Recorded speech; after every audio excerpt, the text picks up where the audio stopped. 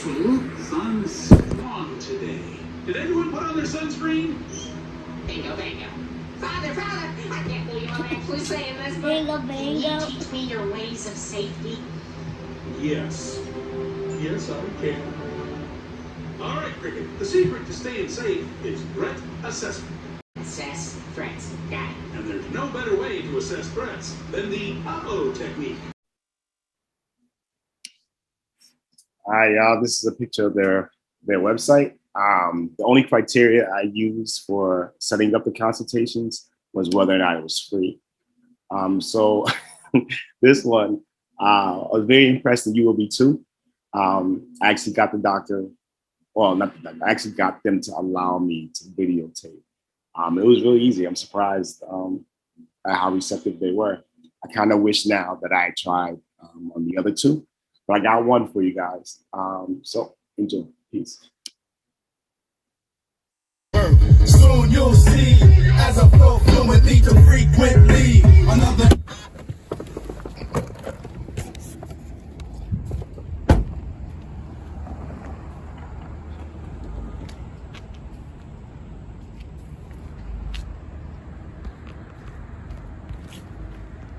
All right, y'all. On this video, I actually had the nerve to ask these guys, could I, record the consultation or parts of it. They said yes, and they didn't care if I recorded the whole thing. These guys are really cool, good vibe in there. Thinking about the cost, this one was $6,000 for 1,800 to 2,000 grafts. Wasn't bad, and they did a far more thorough job than the other two consultations. So I also asked them, because I know it's a concern for some guys out there, whether or not smoking, either it be cigarettes, marijuana, cigars, whatever it is you smoke, and he said it didn't have an impact, which I was shocked to hear. He didn't say it didn't have an impact. What he said was all it does is really cause the healing process to be much slower, and for the growing process to take a little bit longer. But he said it's not the cause. It can't cause a failed transplant. So I thought that was interesting. But guys, remember, just go with moderation. All right.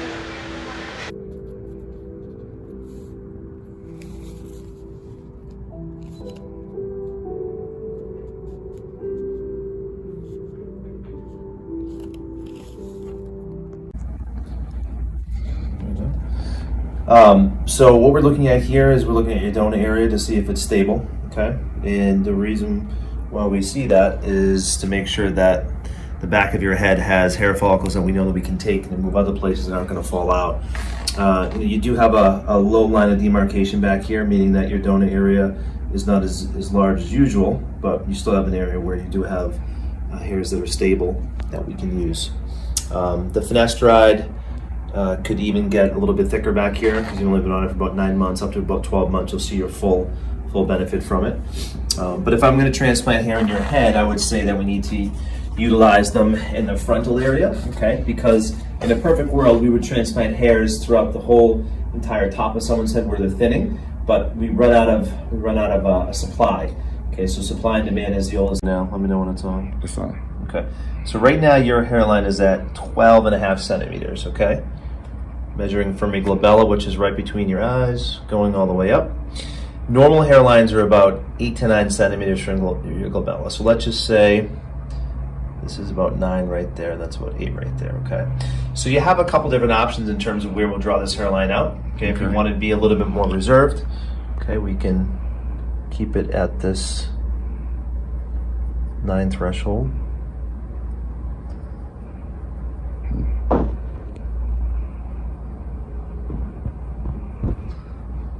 Interesting, like S&P. Yeah, just a lot better looking. Yeah.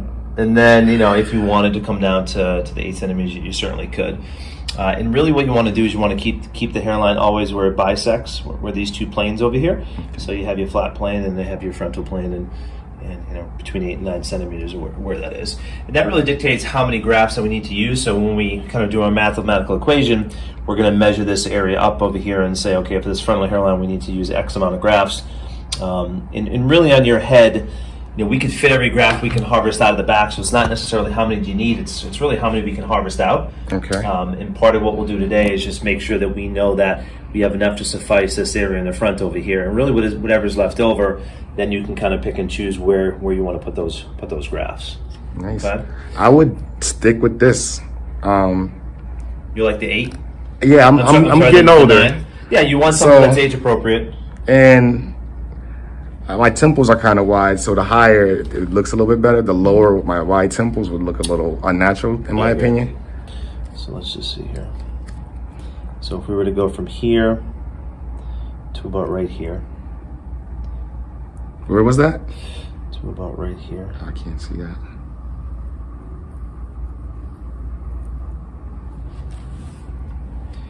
So you can see that. It's about right here. Okay. Okay, your mid-bridge is still pretty strong.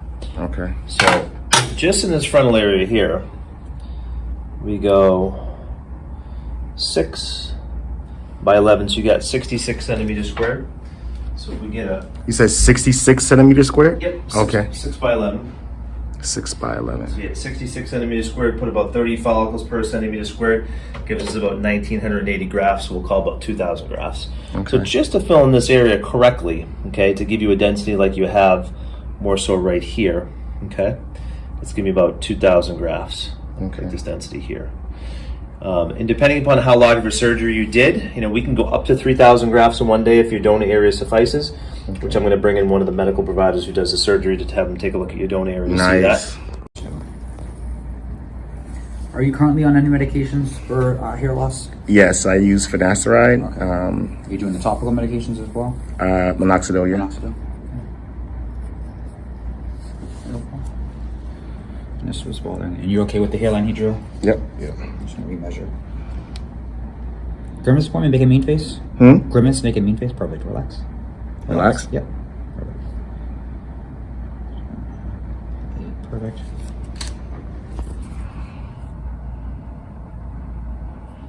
Look up, show me. Perfect.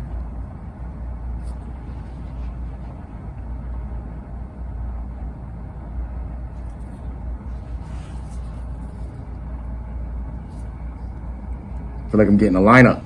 You are basically A haircut. just trying to measure for. I haven't had a lineup that low on my forehead in so long. Right?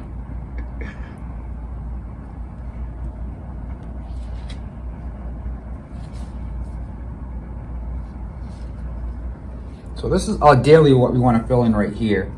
And we're talking.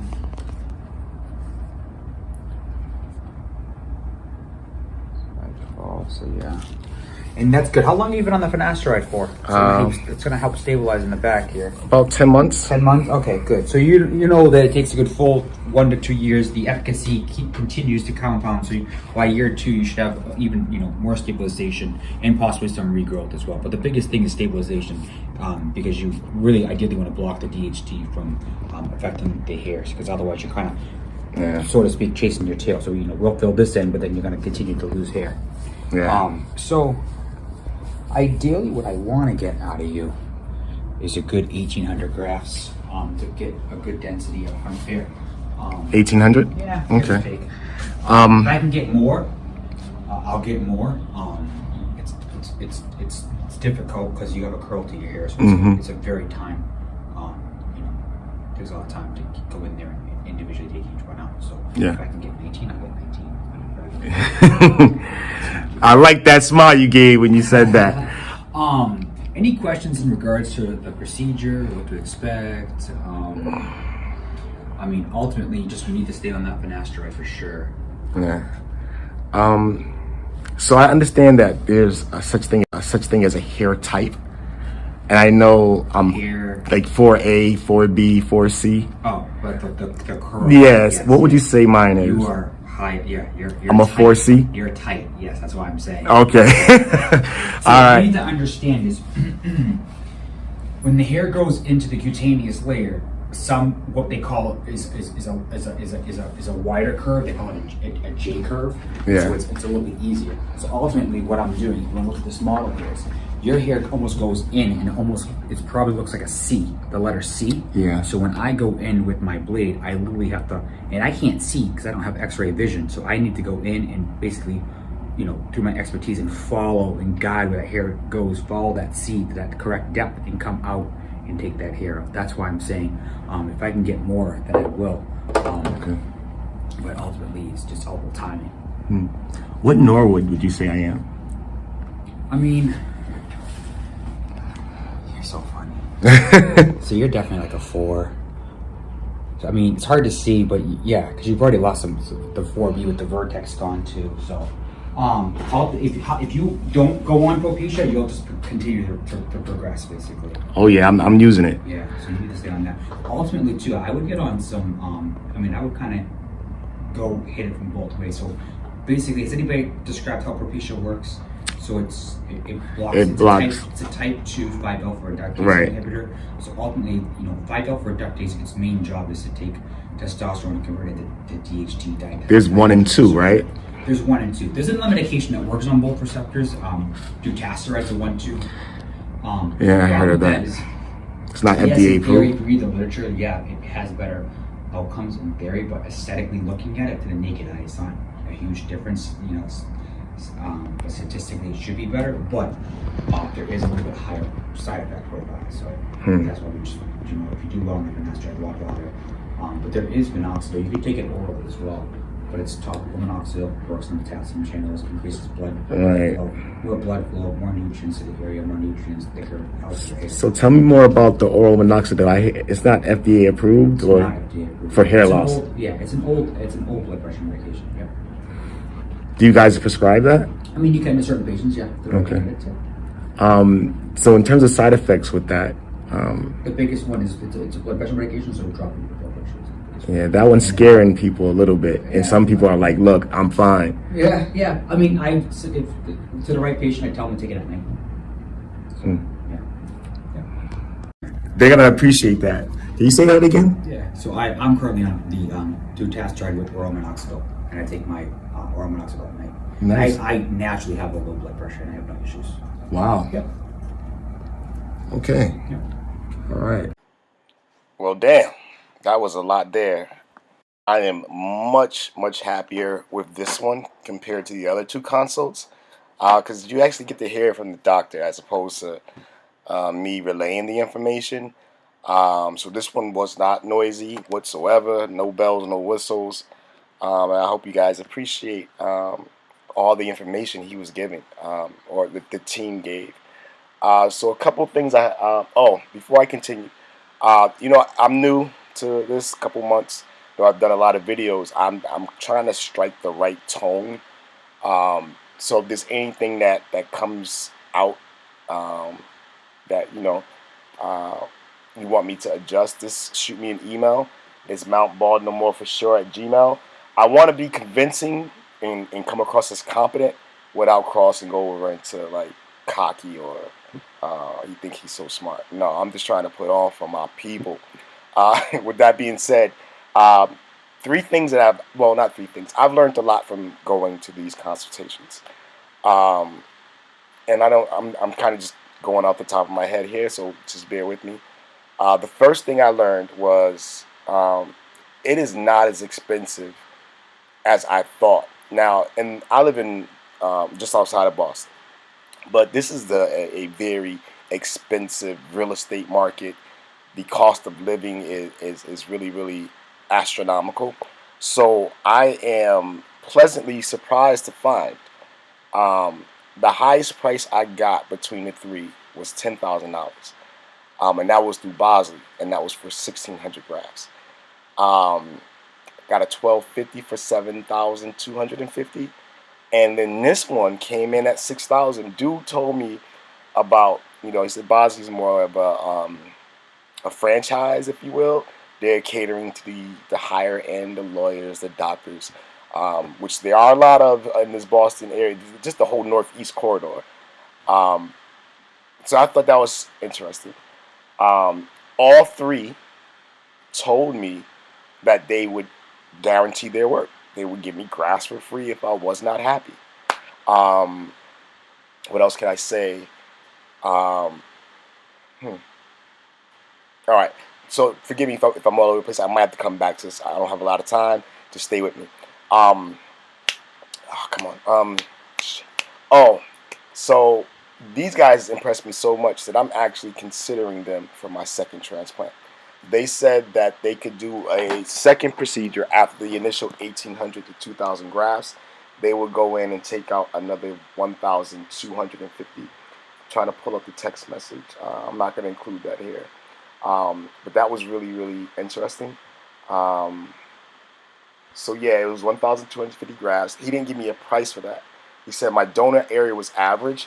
I just didn't want to record the entire session. I just thought it was a little awkward. And my dumb behind, there's a couple parts that are a little awkward where I feel like in reflecting and looking back at the footage, I kind of got in his way. He was ready to put on a whole tutorial ins and outs on everything, and I don't know, man. Sorry about that. I'll do better. I'll be better. Next man up. The mistake I also made was I went in specifically about my head. I should have been trying to put on for the people. So the next person up, I think you kind of know what to do. All right. What else can I say really quickly? Get you guys out of here. This is running really long. This has some replay value, I hope. I think. Oh, the oral minoxidil. Oh my goodness. Yo, both these guys were on a serious regimen. Y'all thought I was crazy. These guys are like the dutasteride. Woo.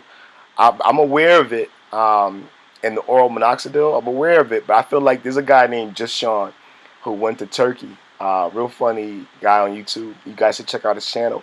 I'm with him. I'm like, yo, I'm gonna sit around and wait. Y'all go ahead and y'all drink that tussin, and I'm gonna watch you and see if you turn green, and then we'll see what it do. So my plan is to kind of I'm gonna keep in contact with these guys. You know, I might even stop by their office after I get my first transplant, have them evaluate things. I might kick around and see how easy it is just for the team to get a prescription for oral minoxidil. I will not use that right now though, but I'll see through them if I can kind of angle just to see the process that entails. There are a couple YouTubers who doing hair journeys that are using oral minoxidil. There's this guy named The Chemist. There's Mr. Rolandus. And guys, have at it in the comment section on all these topics, please. If you know of anyone else who's doing videos that are using oral minoxidil, just kind of throw it in the comments so everybody knows. Anyway, thanks again for rocking with me. You guys are fucking fantastic. Sparta's in the building. And I'm going to explain later, you know, why it is I'm always asking for you to like, comment, and subscribe. I'm going to do that pretty soon. Look out for a video called My Hair Transplant Strategy. I've been holding on to it for a while. It's pretty much done, but I want to do it right. So I'm gonna try to button that up and get that to you shortly. All right, y'all. Peace out.